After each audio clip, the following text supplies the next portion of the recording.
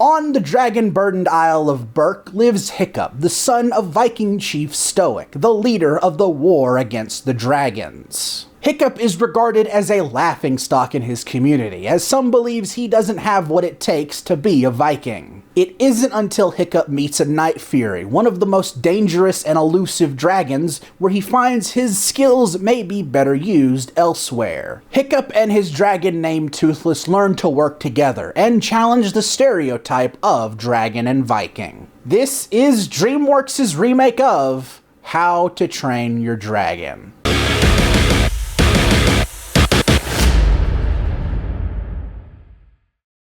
How to Train Your Dragon is the live-action remake of the 2010 film. Because, of course it is. You know, it's kind of funny to see DreamWorks succumb to the live-action remake fad because their whole identity was being anti-Disney for a long time. I mean, just look at all the Shrek movies. Yeah, it's no secret. But one way or another, they were going to remake How to Train Your Dragon, and it's solid. They adapt the iconic animated film extremely well, with the great cast, great effects, and the same great story. But again, it makes me wonder, what about this specific movie is so good that you would pick it over the animated film you already know and love? What are you looking at me for? I don't have an answer for that. I've been trying to figure this out for years. Mason Thames actually does a great job at playing Hiccup. He really nails the admittedly wimpy nature of Hiccup. He also performs really well with the film's CGI adaptation of Toothless. Those two together are still a fun duo, just like Lilo and Stitch were in their remake. What are the odds two of Chris Sanders' creations got live-action adaptations within a month of each other? That's crazy. The rest of the cast is a bit hit or miss to me, though. I liked Nico Parker as Astrid and Julian Dennison as Fishlegs, but Nick Frost as Gober just really didn't do it for me. I'm just a big fan of Craig Ferguson. Could we have not gotten him back? But when it comes to the original cast returning in this film, we have Gerard Butler as Stoic. I will admit, seeing him in a movie that isn't just another crime action film was a breath of fresh air. And judging by how much fun he was clearly having in being in this film, I think he agrees. He punches a dragon in this movie. That's pretty cool. Now, the CGI adaptations of the dragons in this film are quite odd. Again, Toothless looks amazing. They brought him to life so perfectly. I can't be mad about that. The other dragons in the movie stick out like sore thumbs because they look so realistic. Not realistic in the sense that the effects are really good, even though they are. They just have no character to them other than being animals. Toothless has character. All the other dragons, not so much. I noticed it specifically on this popcorn bucket because look, you got Toothless there and Toothless looks great.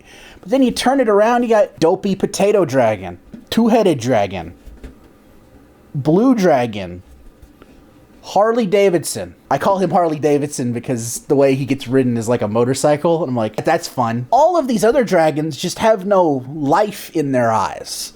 Toothless does, and I feel like that's kind of jarring. All the other dragons just give me Jurassic World vibes, and I mean Jurassic World specifically. Luckily, they do keep all of the dragons' respected gimmicks, like the one that breathes fire while on fire. That goes hard as hell. But here's the thing.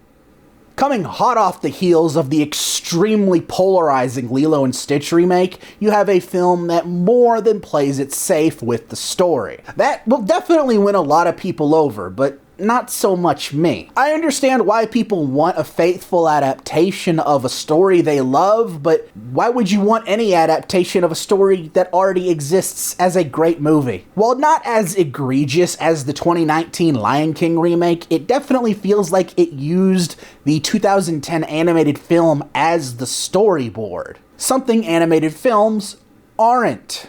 It is almost exactly the same film, with the same set pieces, same lines, same story, and same character arcs. But what annoys me is that I can't help but watch the film and say it is objectively well made. Which isn't surprising since the co-director of the original film came back to direct this. It really makes me wonder why anyone would pick this film over the original film, especially since the original film has 2 other sequels. But don't worry, you'll get How to Train Your Dragon 2 in live action soon, because they were really banking on this, and it paid off. I suppose when it comes to live-action remakes, there are far worse ones to watch. I can't lie, I had fun watching this movie, and I'm sure you will have fun watching it too. There is an extremely well-made film here, I can't deny that. But at the same time, it's still a live-action remake that just lacks the charm of the animated film. And that's just one hiccup I'm having a hard time looking past. Also, if you bought tickets to this film or the Lilo and Stitch remake, you are contractually obligated to go see Elio in theaters. I'm sorry, I don't make the rules, I just enforce them. I hope you all enjoyed this review, and if you did, please consider hitting that like button, and if you want to see more, hit that subscribe button and ring that bell to be notified when my next review drops. Until next time, I'm Quint Dunaway, hoping you will keep it cinematic.